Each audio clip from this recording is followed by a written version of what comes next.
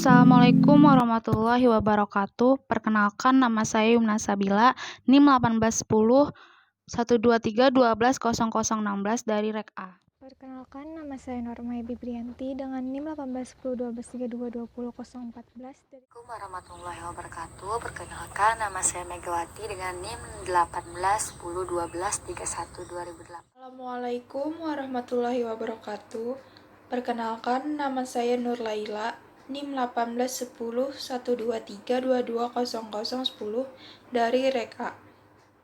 Assalamualaikum warahmatullahi wabarakatuh. Perkenalkan, nama saya Assalamualaikum warahmatullahi wabarakatuh. Perkenalkan, nama saya Siti Salihatin, NIM 1810 12 32 20. Assalamualaikum warahmatullahi wabarakatuh. Perkenalkan, nama saya Meiliana Aftadiani, NIM 18 10 12 33 2001. Saya Rida Maulida dengan NIM 181 01 23 0024. Baiklah, perkenalkan, di sini nama saya Medartono. Saya dari kelompok Warahmatullahi wabarakatuh. Perkenalkan, nama saya Ega Murniati, NIM 18 10 12 33 232. Saya dari Assalamualaikum warahmatullahi wabarakatuh. Sebelumnya perkenalkan, saya Ade Septi dari kelompok 4 dengan NIM 1810123210036. Jelaskan mengenai pengertian mental organik. Jadi gangguan mental organik itu adalah gangguan jiwa dengan tanda dan gejala psikotik maupun non-psikotik dengan faktor organik spesifik yang berupa penyakit atau gangguan tubuh sistematik atau gangguan otak. Jadi gangguan mental organik ini disebabkan oleh adanya bermacam-macam faktor fisik atau organik yang mengakibatkan gangguan mental yang sangat berat sehingga individu secara sosial menjadi lumpuh dan sama sekali tidak mampu untuk menyesuaikan dirinya. Jadi simptom-simptom utama gangguan mental itu adalah fungsi-fungsi intelektual lemah dan emosi tidak stabil. Dan ini dapat dilihat dari tingkah laku umum individu yang selalu mudah tersinggung atau suasana hati yang selalu berubah-ubah tanpa penyebab yang jelas. Jadi tidak memperhatikan penampilan atau pribadinya, mengabaikan tanggung jawab dan antisosial. Jika tingkah laku individu yang disebabkan oleh gangguan organik itu menjadi sedemikian abnormal dan sangat irasional sehingga orangnya dianggap pasif atau lumpuh atau kadang-kadang bisa menjadi ancaman bagi masyarakat dan bagi dirinya sendiri, maka secara hukum ia dinyatakan sebagai orang gila. Tapi istilah orang gila ini adalah istilah hukum atau sosiologis dan hukum dan bukan istilah psikologis. Adanya kemungkinan bahwa faktor-faktor organik turun berperan juga dalam gangguan-gangguan tingkah lakunya, mulai dari pengaruh genetik sampai pada ketidakseimbangan neurotransmitter. Misalnya pengaruh dari dopamin pada skizofrenia dan norepinefrin dalam gangguan-gangguan suasana hati. Dalam gangguan-gangguan di mana ada keterlibatan faktor organik seperti skizofrenia dan gangguan-gangguan hati hubungan kausal atau faktor-faktor organik khusus dalam tingkah laku abnormal belum diungkapkan secara penuh. Dengan kata lain, tingkah laku abnormal seperti skizofrenia dan gangguan-gangguan bipolar diketahui ada hubungannya dengan faktor-faktor biologis, tetapi signifikasinya dari hubungan ini dalam menjelaskan pola-pola tingkah laku belum pernah ditetapkan dengan jelas. Saya akan menjelaskan tentang gejala-gejala gangguan mental organik. Yang pertama yaitu ada gangguan sensorium. Sensor ini biasanya tentang penerimaan dan menafsirkan rangsangan dari luar. Gangguan sensorium ini dapat berupa gangguan penurunan kesadaran, fluktuasi kesadaran, ataupun turun naiknya kesadaran orang tersebut, dan kesadaran berkabut. Kesadaran berkabut ini adalah suatu perubahan kualitas kesadaran, yakni individu tidak mampu berpikir jernih dan merespon memadai terhadap situasi sekitarnya. Seringkali individu itu bingung dan tidak dapat memusatkan perhatian dan mengalami disorientasi atau tidak mampu mengenali lingkungan sekitarnya seperti orang, waktu, ataupun benda di sekitarnya. Yang kedua yaitu ada gangguan fungsi kognitif. Hal ini dapat berupa gangguan daya ingat dan daya pikir. Yang ketiga yaitu ada gangguan 3P. 3P ini yaitu adalah gangguan dalam pemusatan, pertahanan, dan pengalihan perhatian. Yang keempat yaitu ada gangguan dalam orientasi waktu, tempat, dan orang. Yang kelima yaitu ada gangguan persepsi. antara lain adanya gangguan halusinasi terhadap orang tersebut. Yang keenam yaitu gangguan isi pikiran, antara lain berupa waham ataupun delusi. Terakhir yaitu adanya gangguan mood. Orang yang mengalami gangguan mental organik ini antara lain mengalami depresi, euforia, dan cemas. Penjelasan dari teman saya yaitu ciri-ciri umum gangguan mental organik. Nah, di sini ada pun ciri-ciri gangguan mental organik sebagai berikut. Nah, yang pertama, yang A, fungsi intelektual atau ingatan menurun atau merosot. Nah, di sini seperti mengalami kesulitan dalam berbicara, memahami, menghitung, dan kehilangan pengetahuan umum. Nah, yang kedua, yang B, kehilangan ingatan terhadap peristiwa-peristiwa yang baru terjadi dan bukan terhadap peristiwa yang sudah lama terjadi. Di sini merupakan ciri khas kerusakan organik. Nah, yang ketiga yaitu yang C, adanya disorientasi dan gangguan motor. Nah, misalnya seperti kesulitan berjalan atau otot gemetar yang tidak berada di bawah kendali kemauan. Nah, mungkin itu saja, selanjutnya akan dijelaskan oleh teman saya. Selanjutnya, saya akan melanjutkan materi dari teman saya sebelumnya tentang ciri-ciri umum gangguan mental organik, yaitu gangguan penilaian atau kesulitan dalam mengambil keputusan dengan tepat, atau meninggalkan rumah pada waktu hujan lebat dan angin ribut. Selanjutnya, suasana hati yang tidak stabil dan agreditasi emosional, misalnya peralihan yang terjadi dengan cepat dari tertawa ke menangis atau sebaliknya. Selanjutnya, perubahan-perubahan kepribadian dalam kehidupan kemudian. Itu saja yang dapat saya sampaikan. Selanjutnya akan dilanjutkan oleh teman saya. Menjelaskan bentuk-bentuk retardasi mental. Yang pertama yaitu retardasi mental ringan. Retardasi mental ringan dikategorikan sebagai retardasi mental yang dapat dididik atau educable. Anak mengalami gangguan berbahasa tetapi masih mampu menguasainya untuk keperluan berbicara sehari-hari dan untuk wawancara klinik. Yang kedua yaitu retardasi mental sedang. Retardasi mental sedang dikategorikan sebagai retardasi mental yang dapat dilatih atau trainable. Pada kelompok ini, anak mengalami gangguan keterlambatan perkembangan, pemahaman dan penggunaan bahasa, serta pencapaian akhirnya terbatas. Yang ketiga yaitu retardasi mental berat. Kelompok retardasi mental berat ini hampir sama dengan retardasi mental sedang dalam hal gambaran klinis, penyebab organik, dan keadaan-keadaan yang terkait. Perbedaan utama adalah pada retardasi mental berat ini biasanya mengalami kerusakan motor yang bermakna atau adanya defisit neurologis. Sekian, terima kasih. Baik, saya di sini akan menjelaskan mengenai bentuk-bentuk retardasi mental. Nah, adapun kriteria dari diagnosis untuk retardasi mental ini menurut PPDGJ 3, yaitu yang pertama ada fungsi intelektual itu di bawah rata-rata IQ 70. Jadi, diagnosis yang pertama itu apabila seseorang ataupun anak memiliki IQ di bawah dari IQ rata-rata minimal.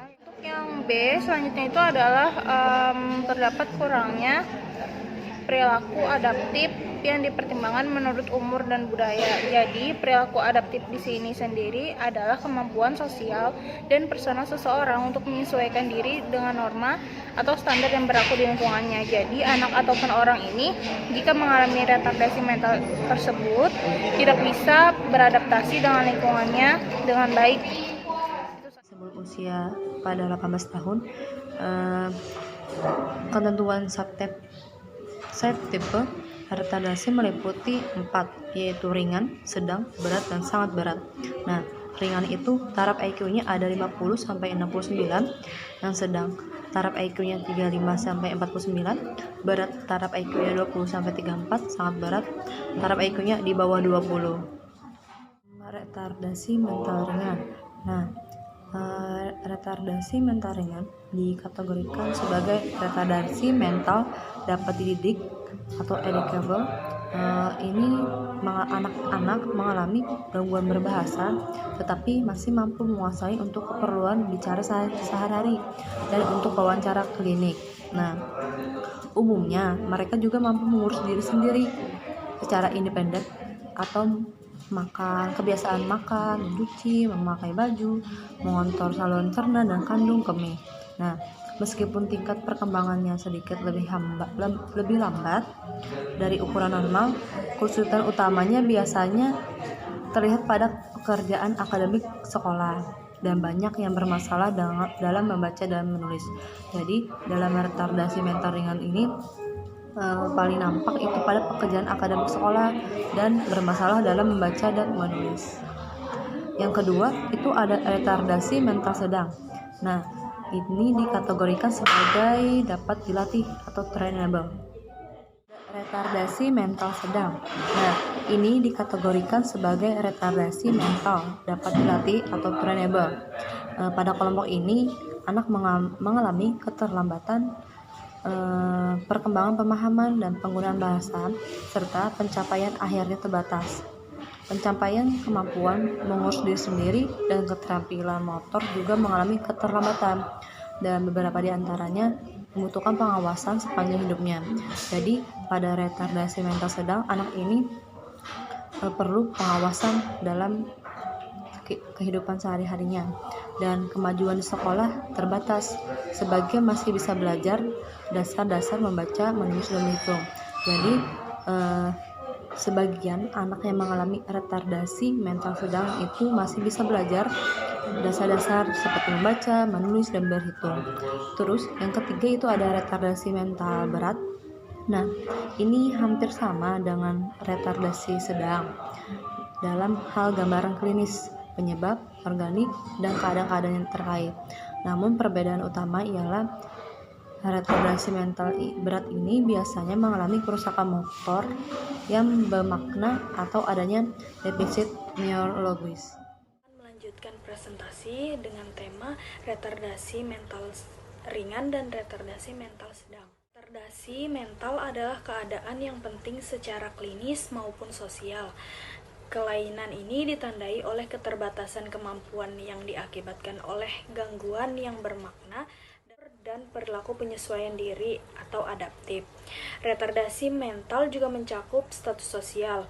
Hal ini dapat lebih mengutamakan kecacatan daripada cacat khusus itu sendiri. Dan retardasi seringkali sulit digambarkan.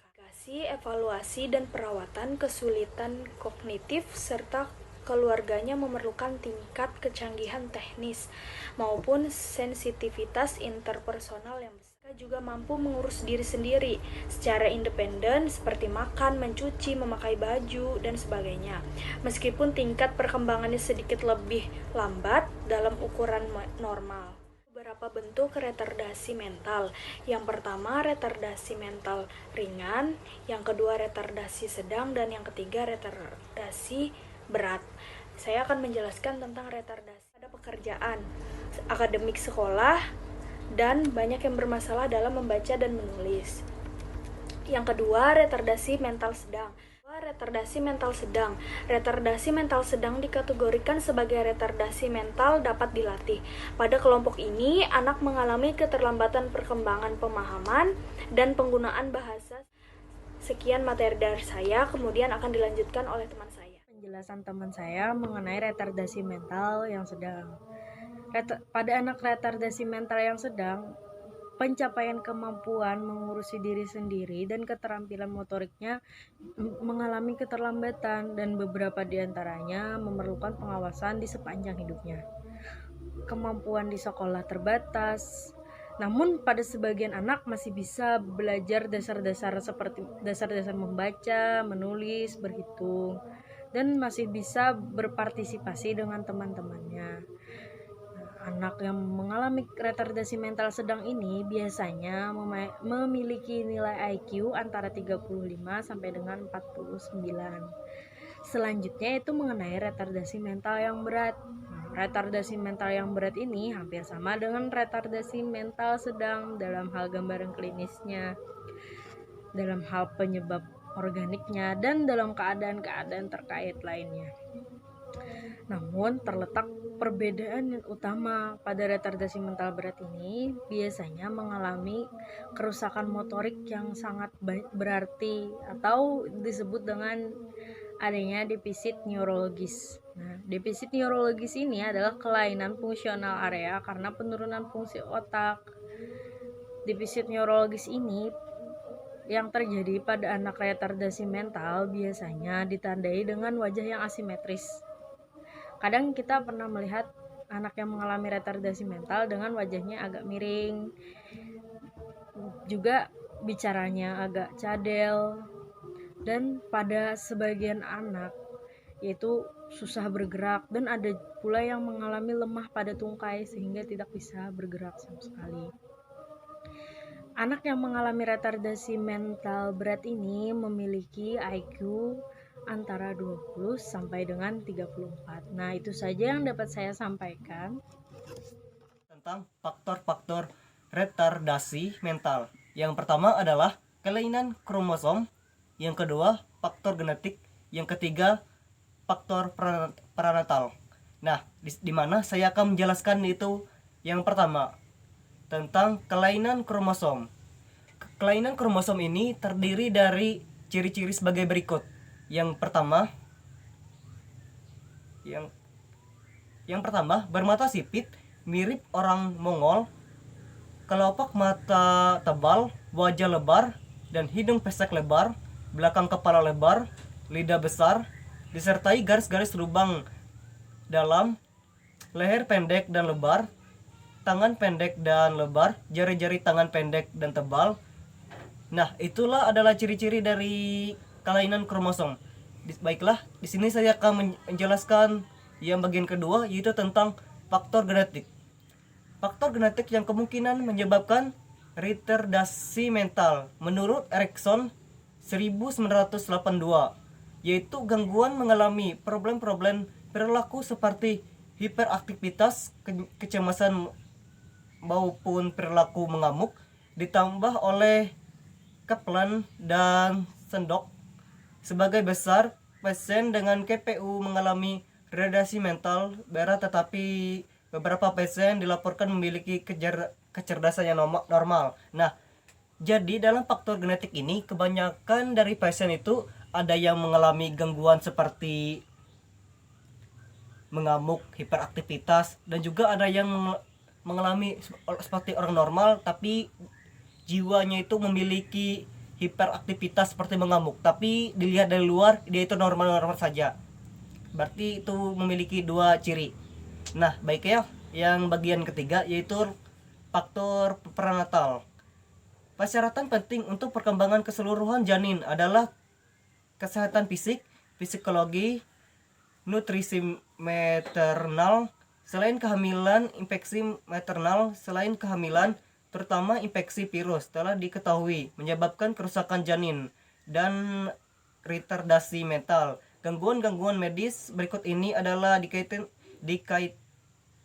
pada sebagian kondisi risiko tinggi untuk retardasi mental, yaitu pada waktu hamil yang terkena sifilis, bayi terkandungnya dapat mengalami kerusakan otak. Kerusakan ini juga dapat terkait akibat infeksi hamil atau yang dikonsumsi bayi berlebihan, dapat menimbulkan keracunan. Yang bagian kedua, rubella. Rubella telah menggantikan sifilis sebagai penyebab utama malformasi kognital dan retardasi mental oleh infeksi maternal. Nah, itu saja penjelasan dari saya. Akan dilanjutkan oleh teman saya. Terima kasih. Ini ingin melanjutkan penjelasan dari teman saya. Yang D ada faktor prenatal. Dalam faktor ini banyak anak lahir prematur dengan berat badan yang kurang dari 2,5 kg yang memiliki gangguan saraf dan retardasi mental. Faktor ini juga mengakibatkan merusakan pada otak karena bayi terlambat bernapas sesudah dilahirkan dan disebabkan gangguan retardasi mental yang ditimbulkan dari kreatisme. Yang ada malnutrisi dan sebab-sebab lainnya.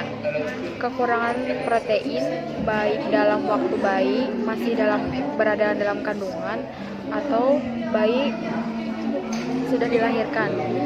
Dapat mengakibatkan retardasi mental. Radiasi dan tumor otak dapat menjadi penyebab kerusakan otak dan retardasi mental. Jadi dapat disimpulkan bahwa ada dua faktor penyebab retardasi mental, yaitu faktor genetik dan faktor lingkungan. Misalnya, gangguan prenatal, perinatal, postnatal, penelaratan psikososial, dan dari berbagai pendapat di atas bahwa hiperaktif yaitu pola perilaku pada individu yang menunjukkan sikap tidak mau diam, tidak menaruh perhatian, dan impulsif.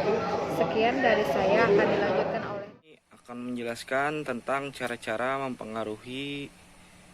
mengurangi retardasi mental.